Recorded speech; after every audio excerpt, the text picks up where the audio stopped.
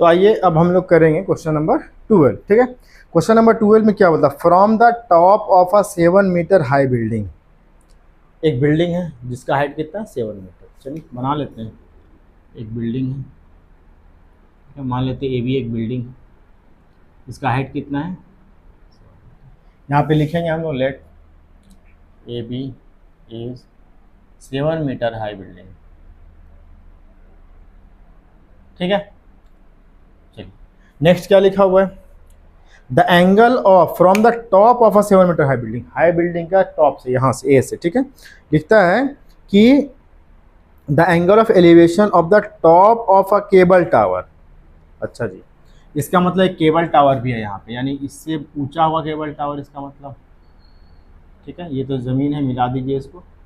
Cable tower को मान लिए हम लोग सी डी। यहाँ पे लिखना पड़ेगा सबसे पहले लेट, और यहाँ पे लिख देंगे सीधा सीधी C D is a cable tower.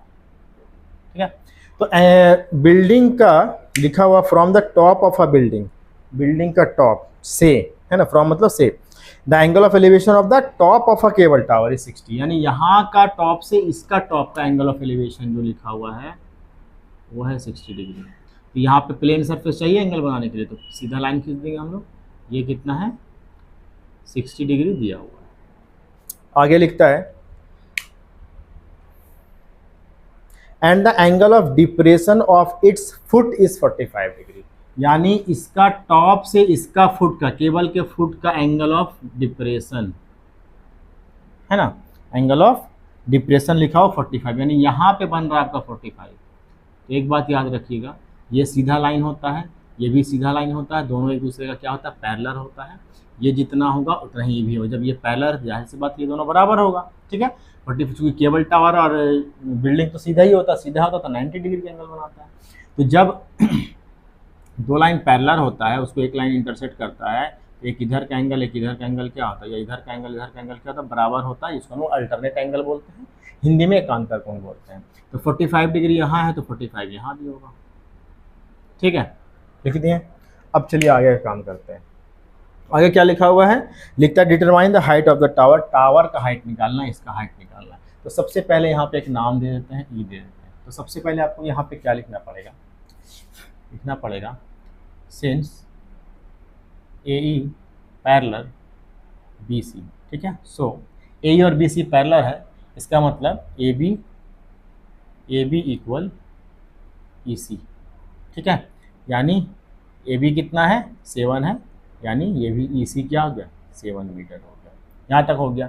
चलिए अब हम लोग सीधा बढ़ेंगे नीचे, इस छोटे वाले ट्रायंगल में ए बी और सी में, क्योंकि हम लोग को बेस चाहिए ना, बेस पता नहीं, ये जितना होगा उतना ए भी तो होगा, है ना।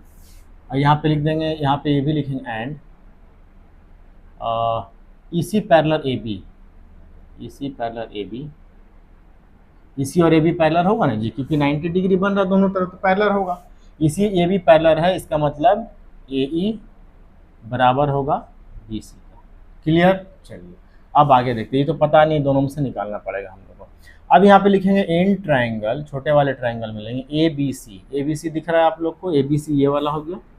ये यहाँ पे बन रहा है 45 डिग्री, इसका सामने वाला परपेंडिकुलर, ये वाला बेस।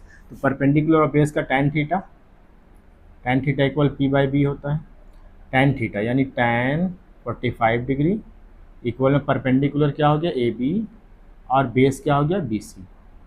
tan 45 के वैल्यू 1 होता है, ए बी हमारा लिखा हुआ है 7, बी सी पता नहीं है। क्रॉस मल्टीप्लाई कीजिएगा, बी सी इंटू 1 क्या आएगा, बी सी आएगा, इक्वल में क्या हो गया, 7 मीटर। यानी बी सी का वैल्यू पता चल गया 7 मीटर। चलिए आगे, अब क्या करेंगे, बी सी पता चल गया, इसका मतलब ए ई भी कितना होगा, ए ई इक्वल बी सी है। जब ए ई बी सी 7 है तो ए ई भी 7 होगा, ये वाला। अब इस ट्रायंगल में आ जाते हैं हम लोग, in triangle A E D, इसमें यहाँ पे एंगल बन रहा, इसका सामने वाला परपेंडिकुलर, तो ये वाला बेस, यानी बेस और परपेंडिकुलर है तो tan theta P by B. tan कितना डिग्री बन रहा है, 60 डिग्री बन रहा है।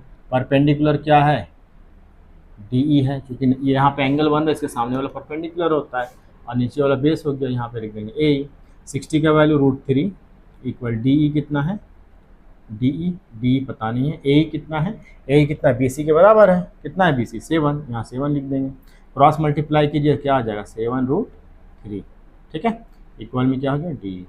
बट हमको क्या निकालना है, हमको निकालना है हाइट ऑफ द टावर, तो यहाँ पे लिखेंगे